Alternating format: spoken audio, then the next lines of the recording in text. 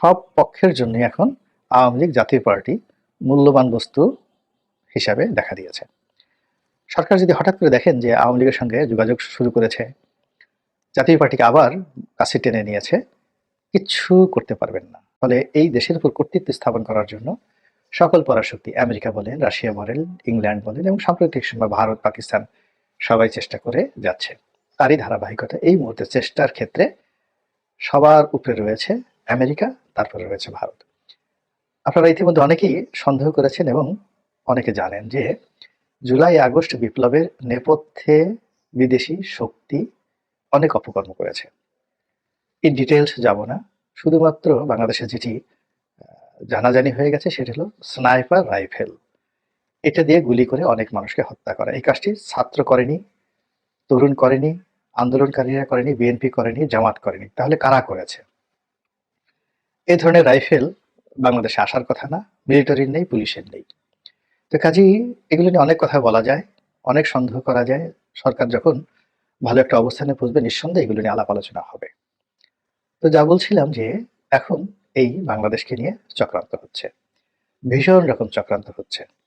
চীন এখানে আধিপত্য বিস্তার করার জন্য চেষ্টাও চালাচ্ছে, চক্রান্ত চালাচ্ছে।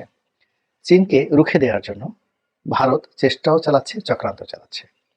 শেখ হাসিনাকে আবার রাজনীতিতে পুনর্বাসিত করার জন্য ভারত সর্বোচ্চ চেষ্টা করছে এবং শেখ হাসিনাকে বসানোর বিনিময়ে যদি আমাদের সেন্ট মার্টিন দ্বীপ আমেরিকাকে দিয়ে দিতে হয় এবং আমেরিকাকে আরো বড় কোনো ছাড় দিতে হয়, সেটাও ভারত কিন্তু রাজি।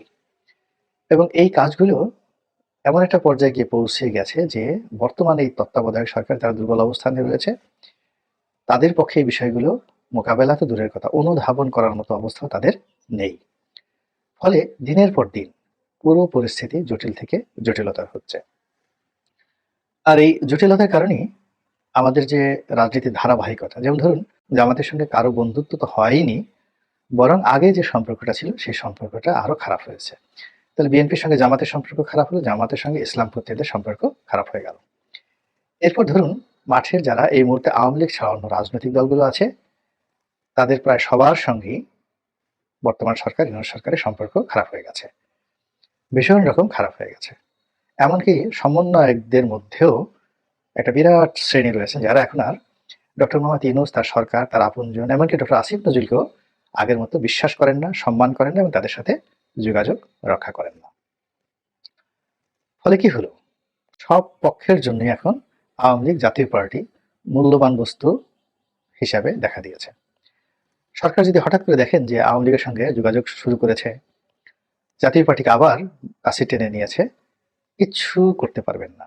এর কারণ হলো সরকারের সঙ্গে যারা সম্পর্ক রক্ষা করার কথা, তারা যেহেতু সরকার থেকে দূরে সরে গেছে, সরকার তার পিঠ বাঁচানোর জন্য, অস্তিত্ব রক্ষা করার জন্য ঠিক সেম কাজটি করবে। এবং এটা নতুন নয়, ১১ সময় কিন্তু এই ঘটনাই ঘটেছিল।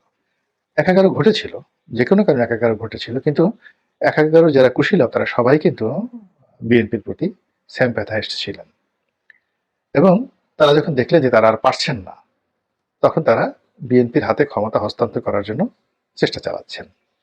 কিন্তু কোনো অবস্থাতেই বিএনপির সঙ্গে তারা সেই সম্পর্ক স্থাপন করতে পারেননি, অথবা বিএনপি সেই ১১ কুশীলবদেরকে এতটা অবিশ্বাস, এতটা অশ্রদ্ধা করতেন, মনে হতো যে তারা মরে যাবেন, সারাটা জীবন জেলে থাকবেন, পচে যাবেন, গলে যাবেন, কিন্তু এই বেঈমান মুনাফিক যাদেরকে তারা ক্ষমতায় বসিয়েছেন তাদের সাথে নেগোসিয়েশন করবেন না।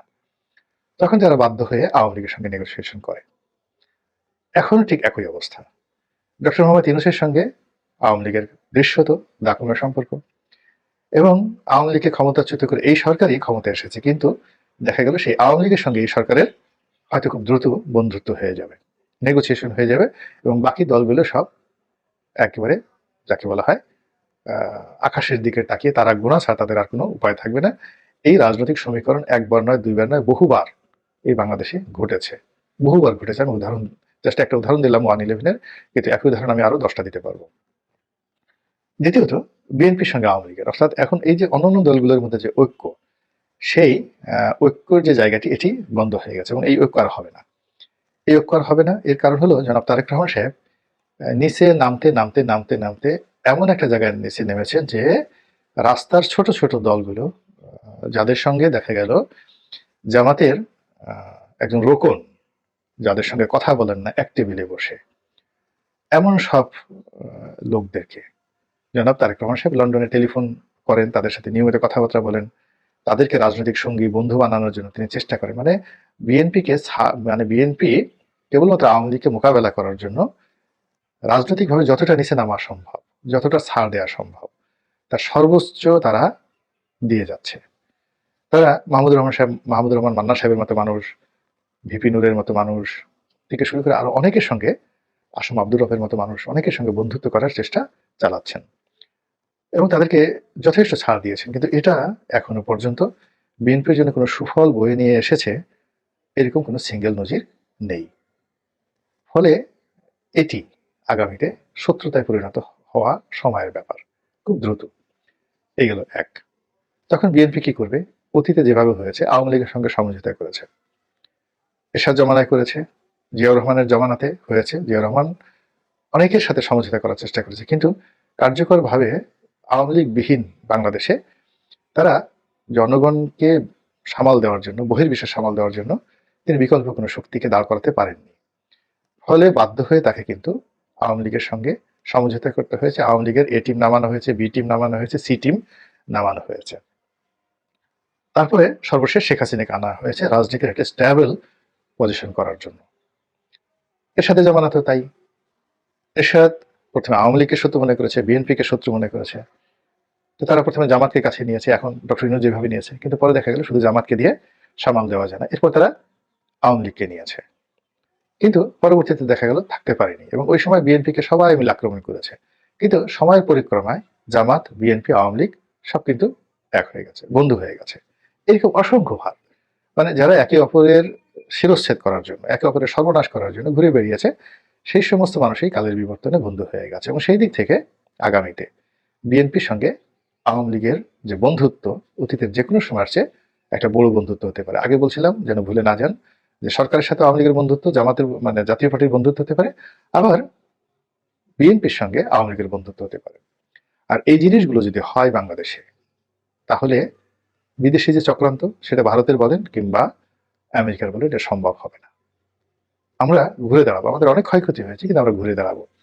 কিন্তু এই কাজগুলো যেন না হয়, কেউ যেন না করতে পারে, এই জন্য পর্দার আড়াল থেকে শত শত নয়, হাজার হাজার কোটি টাকা খরচ করে বহু নাটক মঞ্চস্থ করছে বিভিন্ন দেশ। ধরুন আমেরিকাই করে চলেছে, বা ধরুন ভারতে করে চলেছে। আপনারা কি বিশ্বাস করবেন বঙ্গবন্ধুকে হত্যার পিছনে ভারতের হাত ছিল? আপনারা কি বিশ্বাস করবেন জিয়াউর রহমানকে হত্যার পিছনে ভারতের মাস্টার প্ল্যান ছিল? আপনারা কি বিশ্বাস করবেন যে এই যে জুলাই আগস্ট বিপ্লব হয়ে শেখ হাসিনাকে যে হেলিকপ্টারে করে ভারতে নিয়ে তাকে একটা যাতা দেওয়ার যে চাণক্য নীতি ছিল, এটা আপনারা কয়জন বিশ্বাস করবেন? এবং আপনারা কি বিশ্বাস করবেন যে শেখ হাসিনা প্রাণান্তর শেষমেশ চেষ্টা করেছেন ভারত বিরোধী হয়ে ভারতের চোখে চোখে রেখে কথা বলার জন্য, কিন্তু তিনি পারেন নাই। একইভাবে জিয়াউর রহমান সাহেব চেষ্টা করেছেন, খালি এরশাদ চেষ্টা করেননি, বেগম জিয়াও চেষ্টা করেছেন। আবার এখন তারেক রহমান সাহেবও কিন্তু চেষ্টা করে যাচ্ছেন একটা ভারত বিরোধী এবং একটা আমেরিকা বিরোধী শক্তি হয়ে স্বাধীন বাংলাদেশে কাজ করার জন্য, কিন্তু সেটা পারা যাচ্ছে না। এর কারণ হলো আমাদের চারিপাশে অসংখ্য লোক যারা একটা ডিম পেলে, একটা মুরগি পেলে, 1 কেজি গরুর মাংস পেলে আপনার 14 গোষ্ঠী উদ্ধার করে অনেক কিছু করতে পারেন। আপনাকে আমির থেকে ফকির বানাতে পারেন, ফকির থেকে আমির বানাতে পারেন। আপনাকে যে কোনো পতিতার সঙ্গে আপনার সম্পর্কের ভিডিও ক্লিপ তৈরি করে ফেলে দিতে পারেন। জাস্ট কিছু না, আপনাকে একটা ডিম ঘুষ দিন যে তুমি অভুক্ত ক্ষুধার্ত আছো, যাও তোমাকে একটা ছোট কোয়েল পাখির ডিম দিলাম। এই সমাজে একটা কোয়েল পাখির ডিম দিয়ে আপনি ডক্টর মোহাম্মদ ইউনূসের মতো সম্মানিত মানুষকে অসম্মানিত করার জন্য অনেক কিছু করতে পারেন। তো কাজেই আমাদের যে রাজনীতি, এটি এখন কতটা বিপর্যয়ের মধ্যে পড়েছে এবং কতটা অসহায় হয়ে পড়েছি আমরা জনগণ, আশা করি আপনারা বুঝতে পেরেছেন।